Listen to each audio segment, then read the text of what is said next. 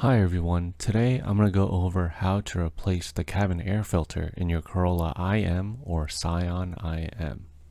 No tools are needed here, but I will leave a link in the description to the filter you will need. So let's get into it. First, open your glove box. Then go over to the right side and pop off this damper here, just by pulling on it.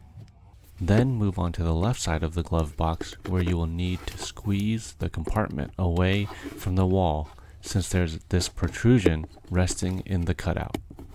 Once you have that complete, do the exact same thing on the other side. Then just let your glove box lower gently in place on the lower pivot. From here we can now see the filter compartment. Just pinch the tab on the right and pull the door off.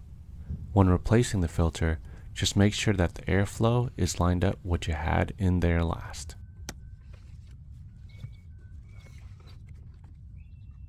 Now to put the door back on, make sure you insert the left part of it into the hole first, then the tab side will just snap back on.